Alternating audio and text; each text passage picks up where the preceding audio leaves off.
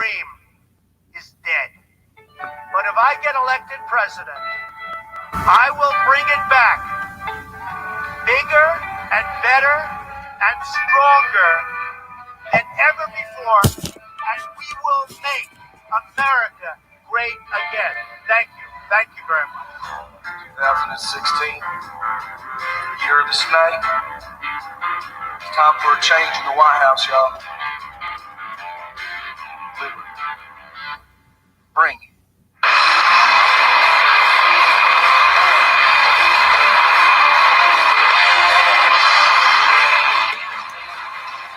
Hello, Brad. How you doing, my friend?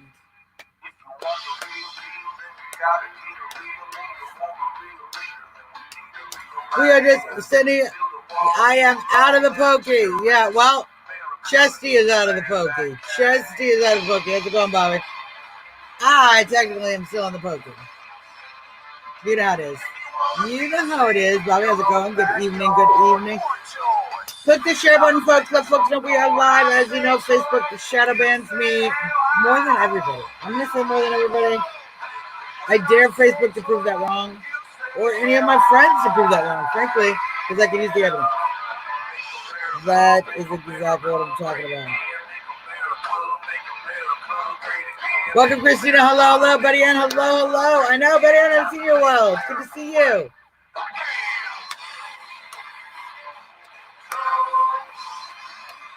We got some interesting things to talk about.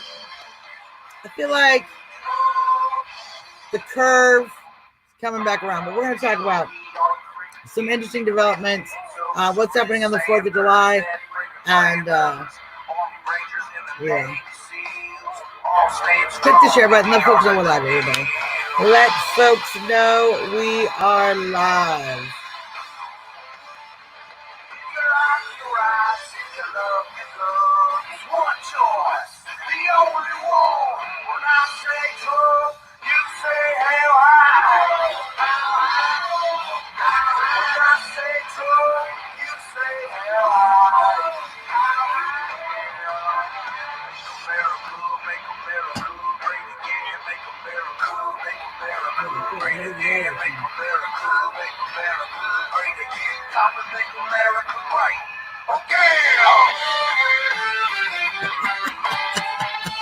It's okay.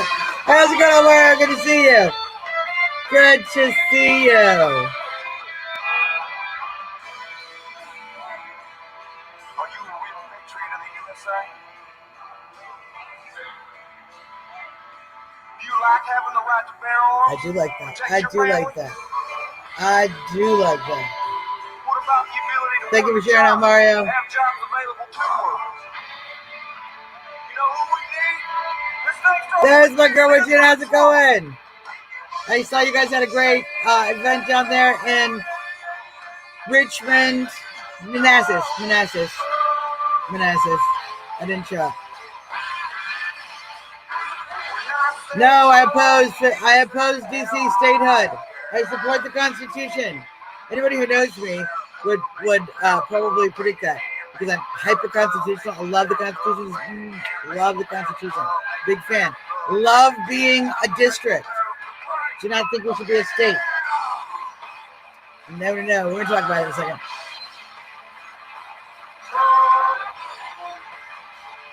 I'll pull up the song finish.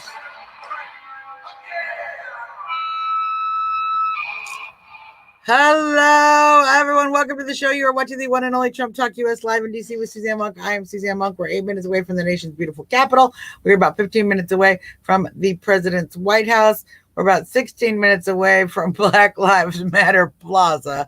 You have to go to the north side of the White House for that. How's it going, Tracy? Good to see you. I want to answer Golf Camp's question because it's a good question. It's something that's been coming up lately. As we know, Congress is voted on DC statehood. I oppose DC statehood. Most conservatives do. We recognize it for what it is, a Democrat ploy to pack the Senate.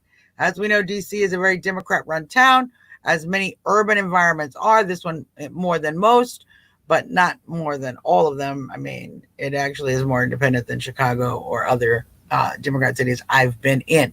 But DC statehood would merely give that advantage to the Senate. And frankly, I want to ask all of you guys, every one of you, wherever you're listening, can you drive 8 minutes from here and go to Congress and talk to congressmen and senators?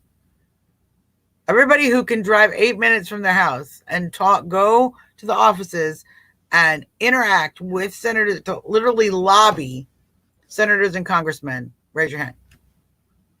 Did anybody raise your hand but me? Yeah, exactly. So we do have advantage. We have significant advantage. Not to mention the critical component is, and this is why the founders were so clear on this, the home of the federal government cannot be beholden to any state. So there can be no state that has control over their food sources, their water, their electricity, their resources, because that puts a leverage component that a state can exhibit even today, over a neighboring state or the district itself, if that state were in control of it. You see, if we had, say, what they want to do is make Washington Douglas Commonwealth, that Commonwealth would actually control our water source because it would control the reservoir based on the parameters they are drawing. So you have to be very careful. We can obviously set up a situation where the federal government could be held hostage, and that is not an acceptable situation. So the founders were very clear on that. In the Constitution, was your state mentioned in the Constitution? Because my district was. Okay, so I'm not in any way, shape, or form for removing that special designation for the district. Very proud district resident, and will continue to be so. So let's go up here. Yeah, there's a lot. We're going to talk about the protests in a second, because when we're talking about CHAZ, I just wanted to show you guys, I finally got the batteries put in. This could be our special guest sometimes. His name is he's my first bacon, and I'm bacon. See, I'm bacon. That's all he says. Did you say anything else? I'm bacon. No, he doesn't say anything else. But we love him. We love him, and I wanted to share. So, CHAZ CHOP, you guys, is being dismantled. Seattle Police Department has begun the process of removing all of the protesters from the CHAZ CHOP occupied zone, if you will, on autonomous zone, occupied protest, whatever the hell they wanted to call it. They have done that because, one, they have started to issue, hey, Nancy, how's it going? Travis, yeah, 30 cop cars heading towards CHOP. I'm like 3 blocks away. Let's put this up. Yeah, just about 30 cop cars heading towards CHOP. I'm like 3 blocks away from that. Yes. And this is what I'm saying. So they cleared out to the precinct. Okay, so they took back the precinct. There, as of this morning, still a lot of cleaning to do, still a lot of people still involved. And of course, protesters can reconverge on any of these areas. So it's going to be a continued battle, but we are seeing the beginning of the end. Now, the unfortunate thing is, because it is going to be a battle, what is going to happen as they begin the dismantling process, you're going to continue to see protests in that area. It's going to be very stressful for the residents there. You're going to see great devastation of the city itself, to that portion of Seattle. As Travis says, it's completely destroyed, and those businesses cannot operate, obviously, in that region, in that area anymore. In that part of town, they're going to have to move themselves. So you see a real, even once they clear the protesters, you're going to see a real amount of issue. Now, once they get the protesters out of CHAZ, okay, which is beginning to happen, we are starting to see arrests. The mayor and the governor are a little more frustrated because, as we know, there were 2 young men killed in CHOP by what is appearing to be CHAZ CHOP security. So 2 teenage boys killed by a CHAZ CHOP cop is what we're coming to understand. So there's a grave concern that it's not safe. It's obviously not been safe from the beginning. It should never have been allowed.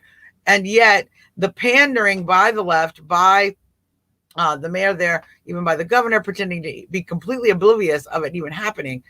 The pandering is obvious. And we've all seen that pandering to this violent left. all of America has seen that. They've seen it in their own town. They've seen it in their own states. The Democrats have, as a general rule, continued to pander and basically provide cover, right, for these protesters, mostly peaceful. This word, mostly peaceful protesters. What does that even mean? What does that even mean, mostly peaceful protesters? So some of the protesters are violent. Well, why are some of the protesters being allowed to be violent? There should be zero. It should be totally peaceful protesters, because non-peaceful protesters would not be tolerated. How's it going, Loretta? So this is what we have seen in every blue city across America. We have seen this stand down. Here in DC, we saw the mayor. The mayor even was very open to her police department, stating that she wants them to stand down and to let Trump take the blame for it. She wants to make Trump look bad. That's a quote from her. Yes, I'm assuming, Bobby, this is very true. I've heard different individual stories. I've not heard about a group, but I've started to hear different individual stories of business owners that are in the area that intend to not come back. There was an article. I don't remember which corporation. There are corporations that are starting to pull back from that area as well. So we're going to see more going forward, because you can't. It's destroyed, as Travis says. It's destroyed. Oh wait, this is there. It's destroyed. It's destroyed. That area is destroyed, and the video I have seen shows a huge amount of destruction in that area. And certainly, even if you cleaned it up, we're weeks, months even away from it being restored in any reasonable way. And certainly business is not going to operate in the meantime. So many businesses have already left. In fact, many residents have been trying to move out, but could not do so. Here, see, Travis says 13 small businesses.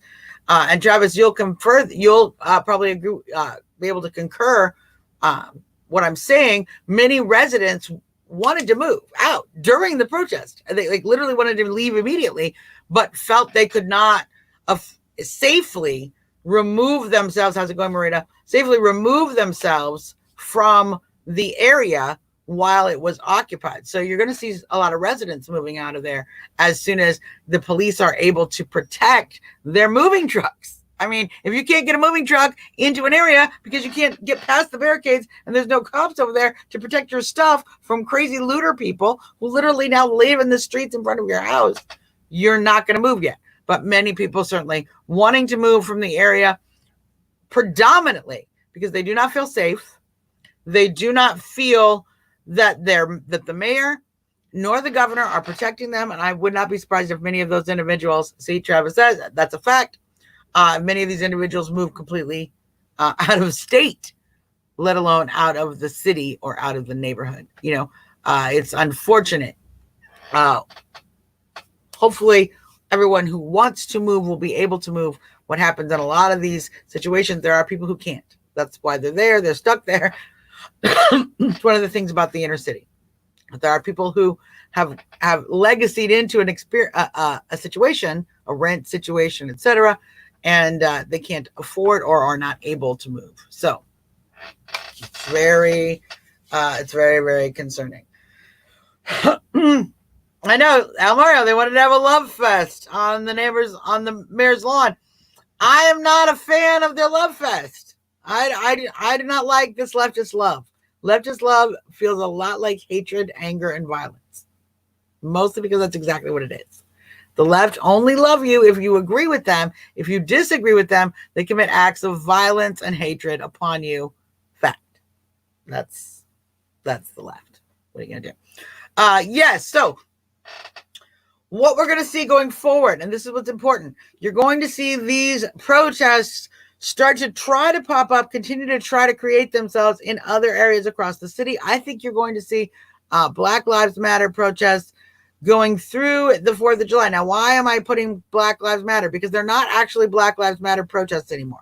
In case anybody's been paying attention, we no longer are protesting George Floyd. We're protesting capitalism. We're protesting statues. We're protesting systemic racism, whatever that means. We're shutting down police departments. We're literally trying to enact communistic principles, anarchistic principles. That is what has happened to the movement. The movement has been taken over by radical leftists. And the reality of the situation is that if you look at the Black Lives Matter platform, their social media mission statements on their, not social media, on their website, if you look at their mission statement, their goals, those goals are specifically anti-capitalist, they're specifically anti-society, they are anarchist or communistic in nature. They are certainly redistribution of wealth for one. They're certainly deeply steeped in LGBTQ identification and support, which is very interesting, coming from an organization that is about Black people. And it has a lot of leftist goals, not necessarily the goals that you would think from an organization that routinely protests against police brutality. Their goals are not, in fact, the Black men are not really mentioned in their goals. It's kind of interesting. The people that they protest being attacked the most, Black men, these are the ones they say are shot by police the most, and this is the problem we have. Hello, Bowden, how are you doing? Good to see you. So, they don't even mention them in their mission statements. It is what it is. So, at the top of the leadership, it has always had this leftist anarchist communist goal. I say anarchist communist because there's a bunch of communists who think that they need to implement anarchy first before they will get communism. And so they've tricked all their little anarchist friends into, oh, we're anarchists too. But they're not. They're the opposite. They want total totalitarian control, obviously, from the state. So we're going to continue to see these protests through the 4th of July because we're now not, this has nothing to do, even possibly beyond, but I think what we're seeing is we're losing steam. The leftists, the Antifa, and the radical BLM can only operate when they get an event that gets people up out of their seats to, yes, Nancy, you're absolutely right, up out of their seats to come and protest. So Black Lives Matter, here, I'm going to put this up because this is totally true. The founder of BLM admitted they were Marxists. I've met Hawk Newsom. He's a raging communist. It's clear. So it is what it is. I'm just catching up. Yes, 100% communists. They're working with Democrats, and the Democrats working with them 100%. So, but as you notice, okay, they are not actually able to do that on their own. They need an event to get enough people, particularly Black people, to get up and upset and come out. So they have an event. Usually this starts in, and we can debate the false flaginess, how much this event was planned, prepared, etc. We're not going to go into that whole conspiracy theory. Let's just take it as face value. You see an event. In this case, it was in Minneapolis. Black man killed by a white cop. Okay. Well, local outrage begins. The national leftist leadership jumps on to these instances. Now, do they create them or do they jump onto them? We can argue about that all day. I don't care to. They take advantage of that situation and that local anger in the Black community, and they feed it. And that's how they get these kind of protests. So they feed that anger. You see in the beginning of Black Lives Matter protests, there are a lot of neighborhood individuals. You see also, it takes time. By the end of the first week, you start to see all the white liberals who have come out to join them. By the end of the second week, you start to see that it's more white liberals, and there's a balance that's starting to be lost. And the message is starting to cave. The message is starting to turn towards more leftist ideology as opposed to police brutality, saving Black lives. And you see less and less of them focused on police issues, and more, as you see, now they're tearing down, now we want to tear down statues. Now we got to rename schools. We see that agenda continue to move the bar to erasing history, to continue to whitewash, to be fair.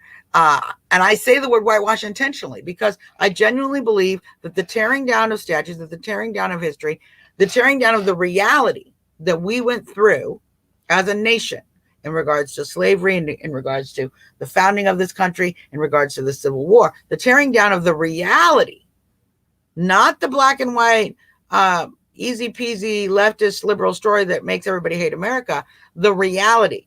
The noble reality, the dirty reality, the difficult reality, the families fighting against families reality, the economic on the ground reality, the reality of the generals. It's a complex picture. It's not a simple picture. And so that is what I believe that we lose as we tear down history, as we tear down statues, as we pigeonhole these individuals from history and these moments of history as racist or not racist. I never understand claiming that Confederate statues are racist when the Confederacy happened, the Civil War was real. We actually did see massive fighting, losses for a complex issue, which involved the abolition of slavery or the issue of slavery, Lincoln's role in it. To look at things from this 2020 lens, which, by the way, is immensely rose-colored. We have taught our children in school to have rose-colored glasses. Everything has to be pretty and picture perfect, and nothing can sound bad or look even a little bit. I can't misinterpret something bad, which is the unfortunate situation you see with the Emancipation Memorial, with Lincoln gesturing to a slave who is rising up from his kneeling position, having broken his chains. Okay.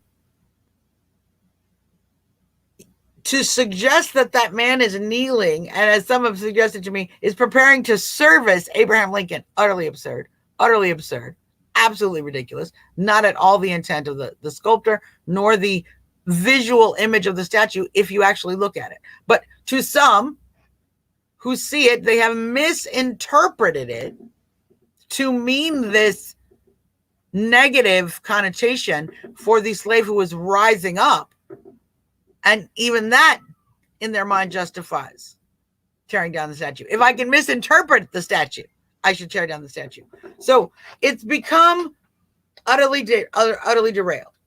And we're going to see a fall of the Black Lives Matter protest, because even in my neighborhood, you're seeing folks are, going back to normal. The only people in my neighborhood who seem to have any new Black Lives Matter posters are the next door neighbors who breed pit bulls illegally. So, I'm just saying, a lot of the folks in my neighborhood, we don't have a lot of Black Lives Matter signs, and I live in a very black neighborhood. We have pretty much as many as we had before.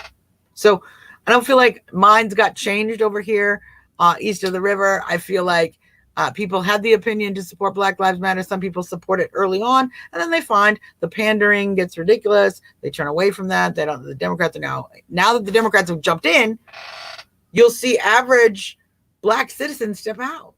It's a common response, actually, in the Black community when you think someone is to use a term from the 70s, talking jive, if you will, talking bullshit. When you think someone is bullshit, you step away from the conversation. You just back out of it. Just, all right, whatever. Leave. Common response, particularly when you see government, when you see people who think they are in control of everything. So and that's what you're seeing actually in the Black Lives Matter protests right now. You're seeing the average Black individuals kind of stepping away from it. Once the Democrats have come in and started pandering, nobody wants to be used. Nobody wants to be used. And that's the unfortunate way. I don't think actually it's unfortunate for our side at all, because the communists that come in, they launch this thing, they get a bunch of outrage, but they're not holding on to the outrage. We're starting to see that outrage tear down.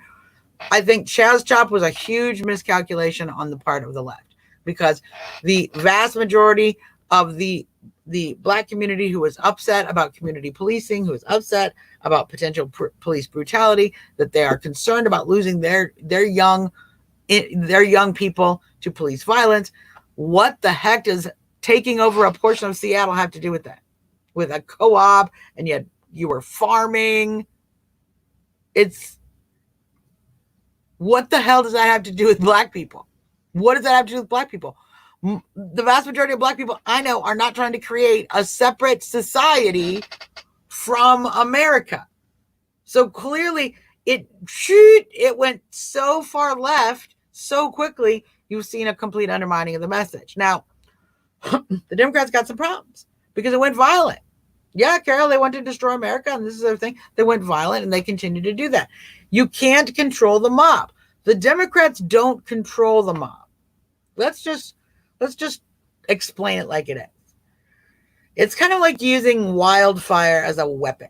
Okay, you can light a fire. You can set a forest on fire. It may have an impact on your enemy's ability to fight you. It could also blow back in your face, okay, and burn down a bunch of stuff, including your own stuff. That can also happen. So the mob is the same way. The angry leftist mob that the Democrats are willing to release, but they obviously, as we can see from this particular instance, do not know how to control. It has burned back on them. It's burned back on them. And we're certainly seeing a lot of otherwise Democrat voting individuals, just like we saw in 2016 when they became politically violent. A lot of Democrat individuals saying, you know what, I oppose this lack of law and order. And if the Democrats are going to reveal themselves as actually supporting that, condoning it, tolerating it, and actually letting businesses and citizens suffer because of their agenda, I'm pretty sure they're not going to hold my vote. They didn't have my vote in the first place, but many Democrats are starting to make that switch. It will continue to happen. It will continue to happen over and over and over. Every single time the Democrats go violent, individuals are drawn away from the Democrat Party. Fact. I didn't invent the fact. It's just a reality. Most Americans do not advocate political violence. So, you're right, Rose. You're right, Rose. They literally want to enslave the lower class. And certainly the Democrats have continued to keep that underclass of individuals under their control, under their paternal control, much as you see on the plantation, that paternal control, someone who provides your shelter, your food, and you work basically for them. Right now, what the job is. What's the job? What's the job on the plantation? Because we're not picking cotton anymore, right? But we're still seeing the Democrat plantation, which, folks, it say it's a metaphorical plantation. I say it has a realism to it, a reality to it. In this, you still have a job to do. You still have a job to do. Hi, Deanna, how's it going? That job is vote. You still have to vote Democrat. That's what you're on the plantation to do. Your cotton is that vote. You have to pick that vote, and they want you to pick that vote. And so they will keep you at the bare minimum, of survival, but then continue to demonize the other, demonize the Republicans, the Northerners. To be fair, if you actually understood slavery at the moment, there are those, the stories of Harriet Tubman are powerful in this way, because there are many individual slaves who were not willing to leave. They were not willing to attempt to escape, not merely for the fact that they feared being caught, although that was clearly a component of the reason to stay, but some because they were afraid of not having food, of not having shelter, of not having that paternal care given to them by their owner. That same paternal care we see the Democrats. They own they act like they own the vote, just like the Democrats of the South, of the slave states, acted like they owned the labor of their slaves. Nothing has changed. We just call it different names. So what I am telling you is this particular round of protests is starting to lose its steam.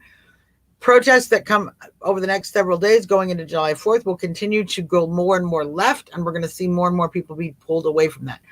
That's a good thing. That's a good thing. I know it's frustrating that we've seen so many days of protest and that there will probably very likely be an increase, a surge, if you will, over the 4th of July weekend. The idea is that they want us not only afraid of the virus, we weren't afraid of the virus enough to stay in our houses, to stay afraid, so that they can impose mail-in voting, so that they can restrict campaigning by the president. Obviously, they don't want him having rallies. Thank you, NIV. Obviously, they don't want him having rallies. That's a huge source of his energy behind the campaign. Has done a wonderful thing even in 2016. So they don't want that happening. They want us to fear as a weapon. The more we fear, the easier it is for them to use that as the president isn't protecting you enough. Well, here's what's ridiculous. The president has been protecting us from the beginning. As we know, the travel bans to China happening far before the Democrats wanted to do that. In fact, the Democrats were actually encouraging. They called Trump a racist for banning people from China, travel from China, despite that being a viral hotspot. They encouraged people to go and celebrate Chinese New Year, go into Chinatown, go mingle amongst recently arrived people from the Wuhan district. And as we saw the result of that, problem. Okay, we saw the spread. We saw the spread that occurred when they put people who had COVID-19 into the nursing homes. There are several governors, Pennsylvania, New York, Michigan, that I believe committed murder, government-ordered killing by putting known COVID patients into environments where obviously the individuals were of the highest risk possible. It literally forcing nursing homes to take patients when, in fact, in New York, in the case of New York, they had field hospitals that stood empty. So you could have put them in the field hospital. You could have put them on the boat. You didn't do either of those things. And instead you sent them to nursing homes. So now here's what's very interesting. They were losing us so quickly that they decided to take this foray, release the mob, get everyone terrorized. It kind of just backfired on them. Gun sales have gone through the roof.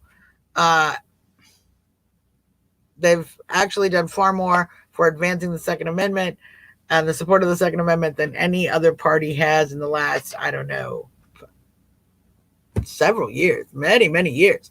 So now we are seeing their attempt to pivot back to the virus, to pivot back to the shutdowns. As we see California moving backwards, we see even Florida, Texas moving backwards. We see mask ordinances being installed in states that have had months of no mask ordinances. So we see the agenda continuing to be played out. I say agenda because if it is not obvious now that it is an agenda, I need you to get checked mentally. I literally need you to do some kind of test. I'm concerned that you may have some sort of dementia or some sort of mental illness, some sort of cognitive problem. You know, maybe you're breathing too much fumes at work. I don't know what's happening to you. But if you cannot see that we have shutdowns, everyone's going to die if they leave the house. No one can have more than 10 people at a funeral. You can't have weddings. You can't have graduations. We can't do plays. We can't have live music. You can't go to the bar. You can't go to the restaurant. You can't go to church. 10 people, 6 feet apart. Everybody 6 feet apart. No more than 10 people. No more than 10 people in your house. No more than 10 people in your yard. 6 feet apart. We're going to call the cops if you have more than 10 people anywhere. There's 11 people. Ooh, virus. We're all going to die. 8 o'clock curfews. Everybody's got to be home after 8. Because virus. And then Protests. No social distancing. No crowd numbers. 10 people? No. 100,000 people. Yay!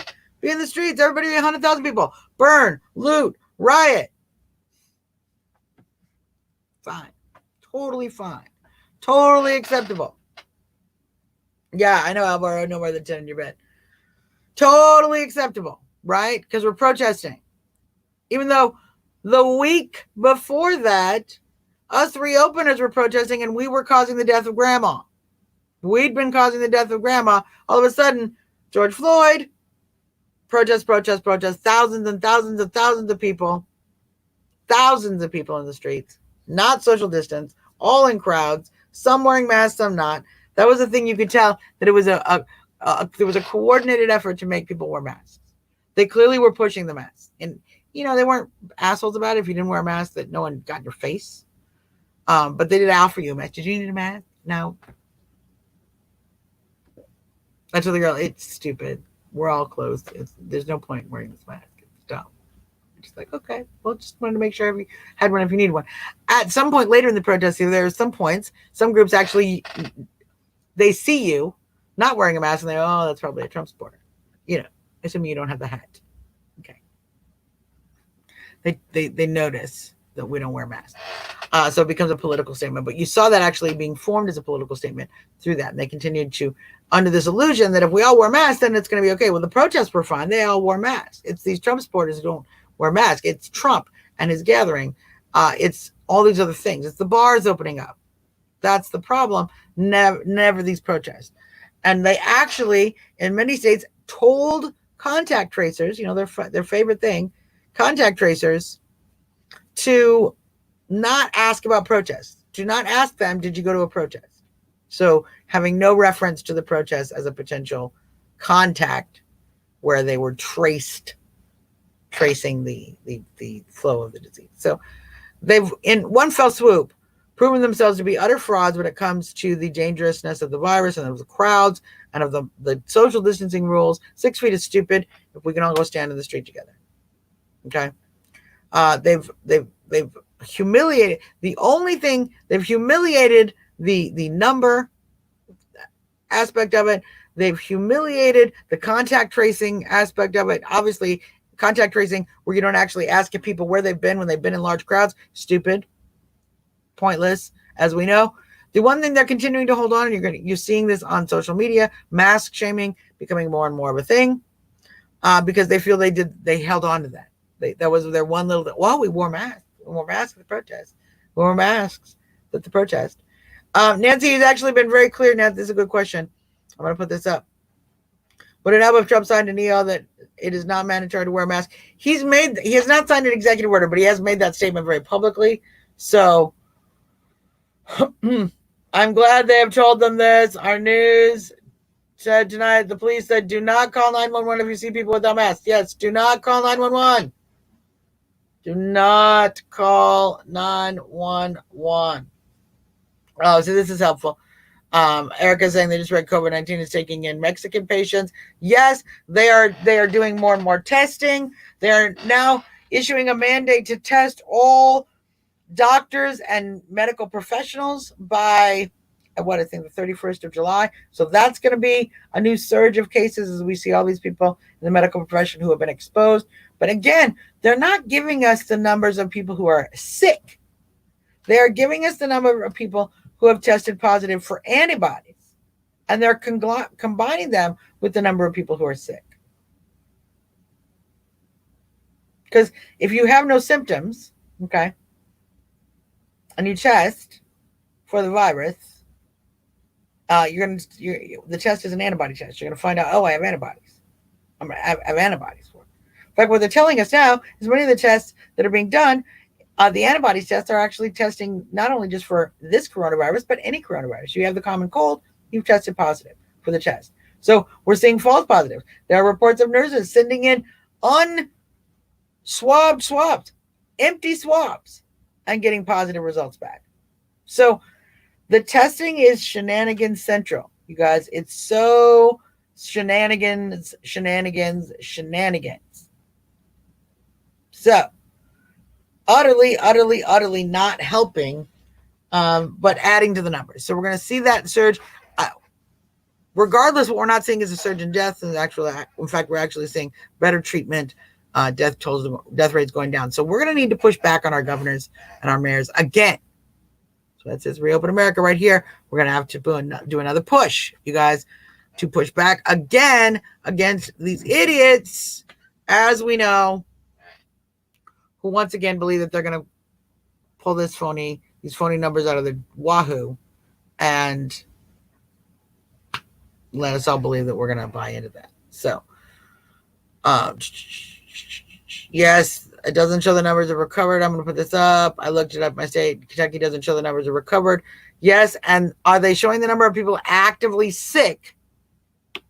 That's active cases, because that's one of the things, even Worldometers is showing active cases or mild cases, critical cases. These are the information we need. I need to know how many people might have gotten the flu this year. I need to know how many people got really, really sick and needed help. That's why we shut down. We shut down. I can't believe we're still talking about this. We shut down because the hospitals were going to be overwhelmed. Not only are the hospitals overwhelmed, many hospitals actually had to shut down.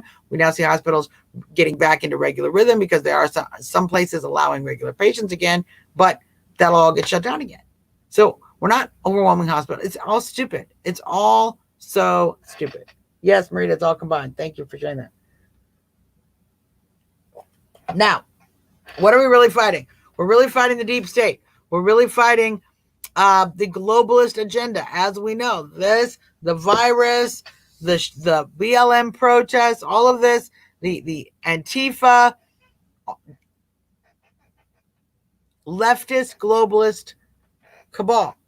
We all know, many folks talk about George Soros and his tremendous amount of funding for these progressive agendas. It's a good question. We flattened the curve. How come it's coming back? Exactly.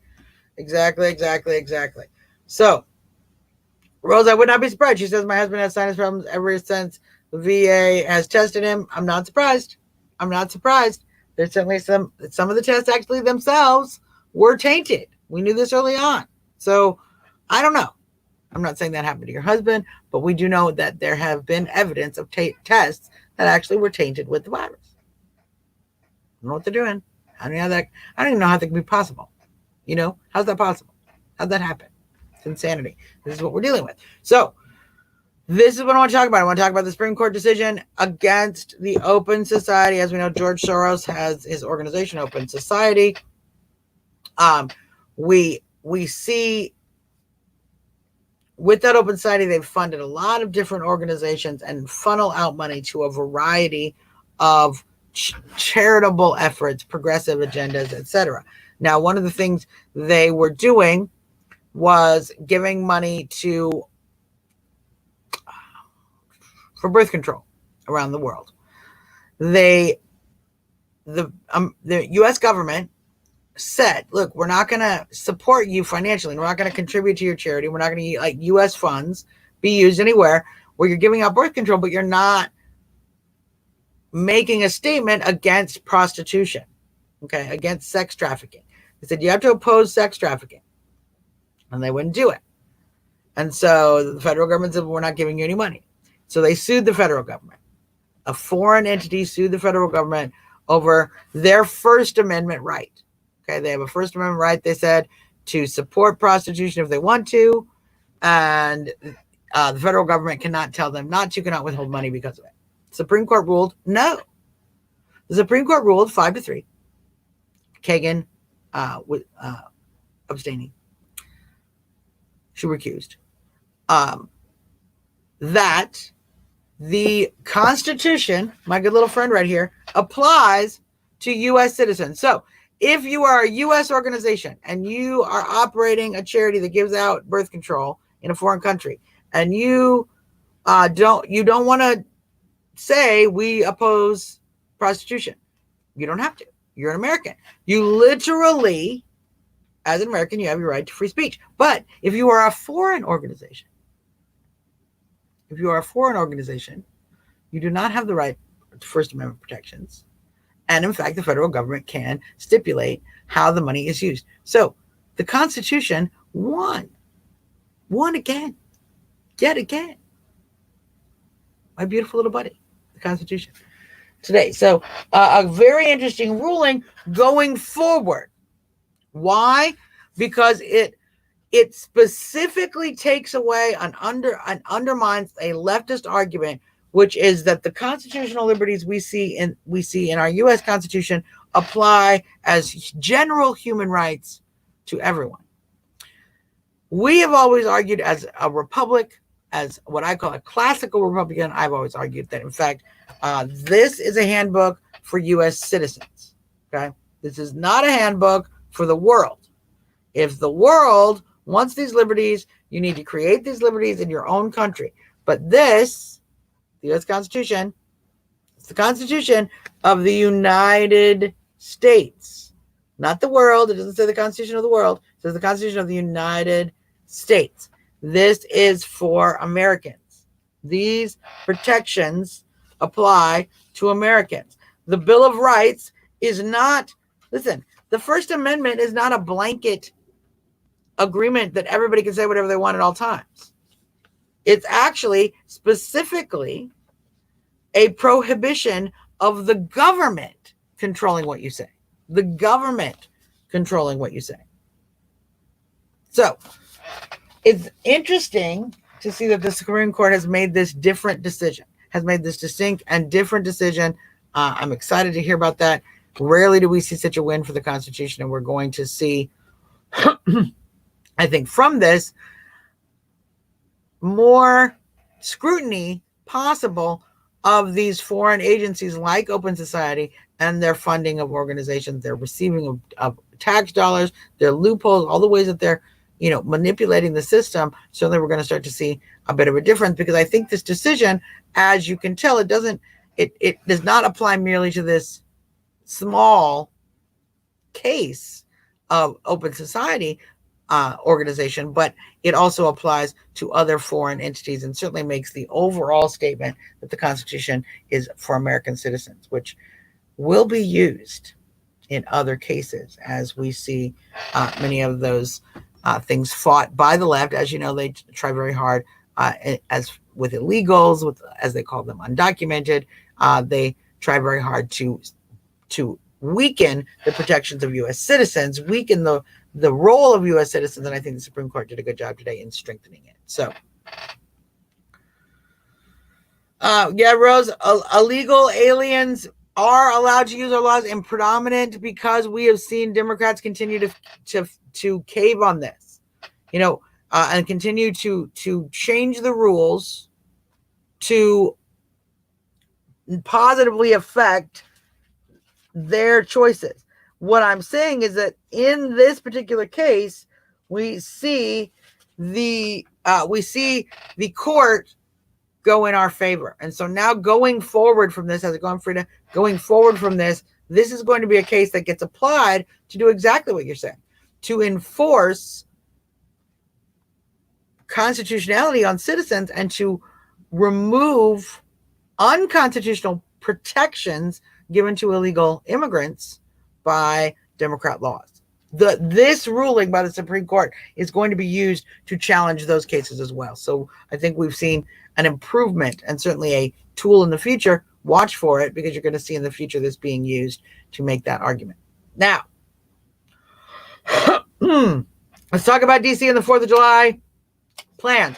The Department of the Interior has released their plans for the 4th of July. There will be flyovers. Several World War II planes will be flying over. That's exciting. Thank you, Steve. Yeah, welcome.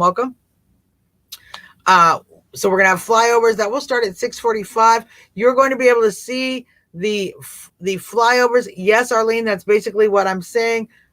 He is not, in this instance, his freedom of speech as a foreign organization. Let me put this up here. So Soros is not protected in our country. His First Amendment right is not protected as Open Society. Yes, Open Society's organization, a foreign organization. In this instance, they lost their argument that they have a First Amendment claim. They have no First Amendment claim. That is what we have determined. And he can be then the government can require these things before they get the money and can withhold resources from his organization if they do not comply. So,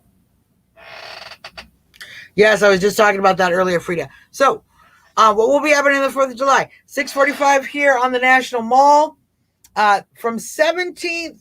So that means just west of the Washington Monument, all the way to the Lincoln Memorial will be a secure area. It's going to be a secure area. So they're going to have security checkpoints to get in and out of that area. Okay, where the same basic secure area they had last year. This is what I kind of find interesting. They're going to be doing the show. They're going to be doing the show on the White House lawn. The ellipse, I am told, is going to be set aside for the Department of Defense. I'm assuming that they're going to reserve it for military and their families to be there. The Washington Monument there, the National Mall, that area, and all of the National Mall, basically, you'll be able to see the fireworks show, which will, again, top last year's show. Will be the largest fireworks show ever on the National Mall. 2 companies will be operating the fireworks show, a huge event. So we're going to see at 6:45 flyovers occurring, several flyovers. The president will be speaking. There'll be performances. I'm assuming they're going to put up a big screen again, even though I'm sure the mayor is not going to be happy about that. The mayor has said to stay home.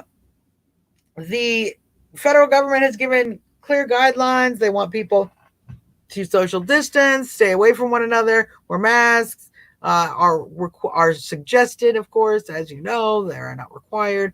I'm not going to be wearing a mask. People can do what they want, but you'll be able to see the fireworks here in DC from 3 miles away. Technically, I can stay home and watch them out of my back window, but I'm not going to do that. I'm going to go down to the mall and enjoy the president's presentation. Hopefully, get a spot as close to the ellipse as possible. But we'll see. I'm assuming we're going to see. They probably will put a video screen back up on the Lincoln Memorial. Who knows? It's going to be a big event. It's going to be exciting. The president will, in fact, be at Mount Rushmore on July 3rd. I'm going to put this up, Loretta. Thank you.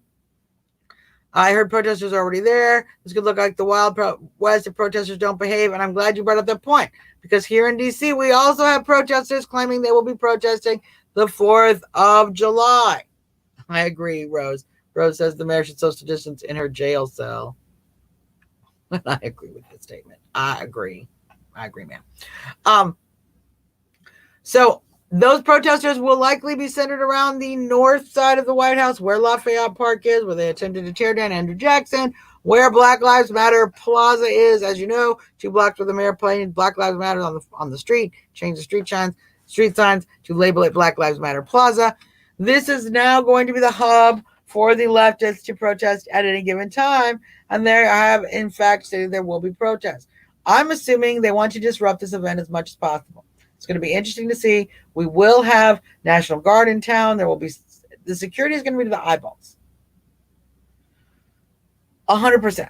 But I'm assuming, and this is what we're talking about this, you are probably going to see protests even in your smaller towns at their 4th of July events. Where there are 4th of July events, you're going to see some protesters. Not every single event, but in fact, many different cities, you're going to see 4th of July protests. They're planning it.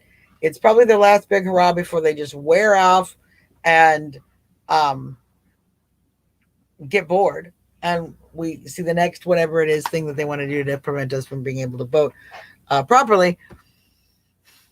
Because they know it's going to be something. They're not going... We have to just keep thinking like this. We're in June. We're at the beginning of July. Okay. They're going to protest over the 4th of July. Then it's going to be something else. This is wearing off. I don't know what it's going to be. You don't know what it's going to be. It's going to be something. It's going to be something. And very likely the re-shutdown, that's going to be an attempt. They're going to throw everything in the kitchen sink. July, August, September, October. July, August, September, October. We have 4 months of this madness. It's not going to get sane for 4 months. I need everybody to recognize that so we stop getting exhausted by it. Every single time something new comes out, we're like, oh my God. We need to get the strength of murder hornets. We need to be the murder hornet. Be the murder hornet. We need to be strong, resilient, decide that we're okay. Whatever you throw at us, here's what we're going to do. Here's what we're going to do. Oh yeah, I have heard they have a new swine flu. I have heard they want to throw in a new swine flu. But you see, this is the thing. New flu strains, no one is going to buy that either. No one is that idiotic. The vast majority of people have already realized we've been had. We've been had. Now, it all comes down to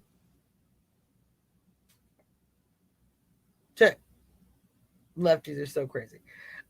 It all comes down to, in the reality, their candidate is the worst candidate ever. Joe Biden cannot publicly speak. In fact, even in his recent press conferences, his answers have all been written down for him. Okay. And he's reading the answers. So there is no way he's going to be able to debate President Trump. They're already trying to cancel the debates. They're already talking about resisting the debates because of COVID-19. So they need there to be a surge in COVID-19 in order to get Joe Biden to not have to go through the debates. This is the game we're going to play. We know it's a game. Here's what I want you guys to do. Keep pushing back. Don't tolerate it. Keep calling your governor. Keep calling your mayor. Keep protesting. Keep opening. Stop complying with mask ordinances. In fact, in California, one of the beaches had to open because people were just not doing what they were told. The beach was closed unless you were going to the water. You could walk from the edge of the sand to the water across the sand, but you couldn't stop. People were just stopping. They were like, screw it, I'm stopping. They put out their towels. They weren't wearing their masks. They're like, I'm not doing it anymore. I'm not doing it anymore. They stopped doing it. So we need to continue to do that. We need to continue. We've already made great ground, and we need to continue to do that. And as they continue to put forth this idea that we now need a new surge, they need to first validate the information they said that shut us down in the first place. They have not yet validated why we need to shut down, how shutdowns are affecting the spread. We have evidence that shutdowns are actually not affecting the spread. They've literally enhanced the spread by putting sick people into nursing homes.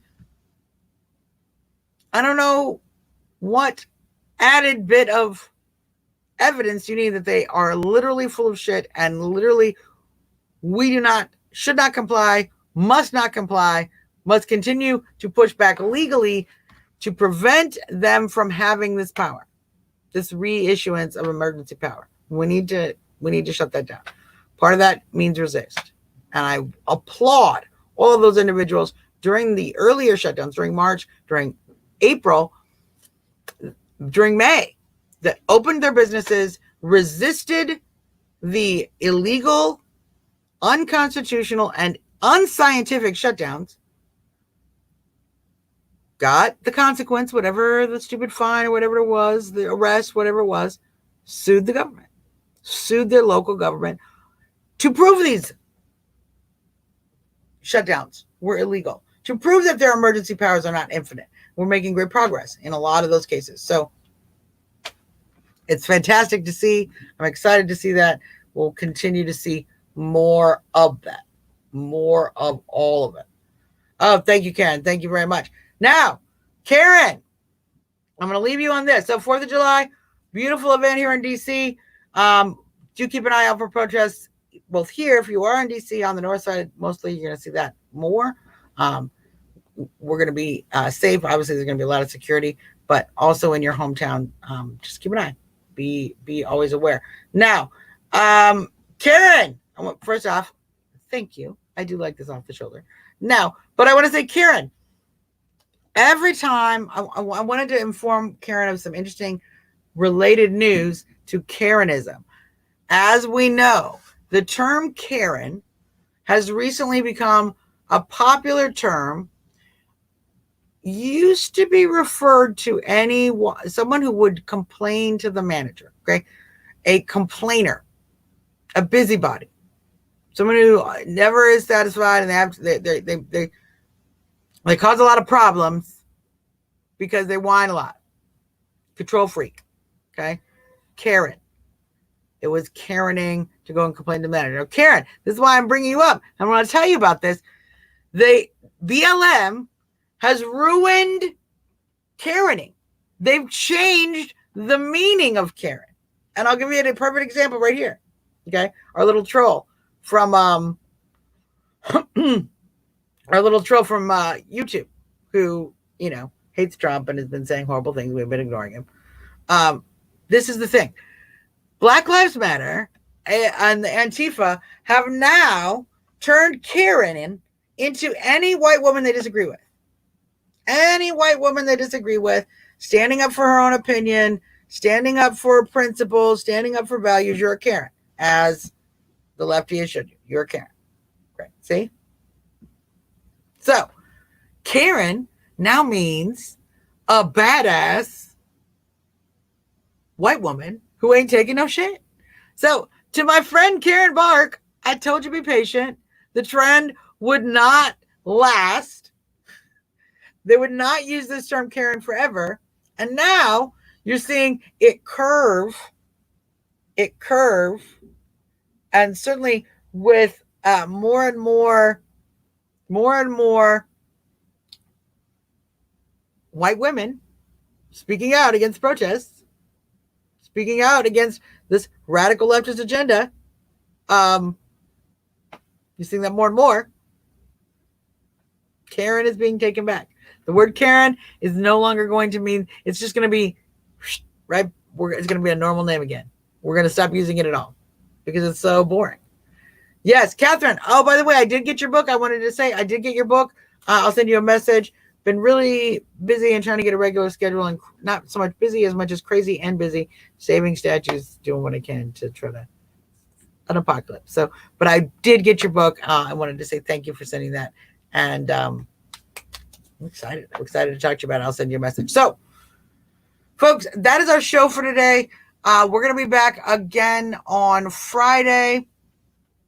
What is today? Today is the 1st. So we'll be back on Friday the 3rd. And certainly we're going to pop in as much live as we can during the events of the 4th of July. Certainly, this is a fantastic week. We're going to see the next few days be very interesting politically, safety-wise. We want everybody to be safe, be careful. Continue to report individuals who are committing acts of vandalism to the Department of Justice, and to continue certainly keeping an eye out for those individuals, particularly if you're in a big town. Here in D.C., we're going to be keeping an eye out.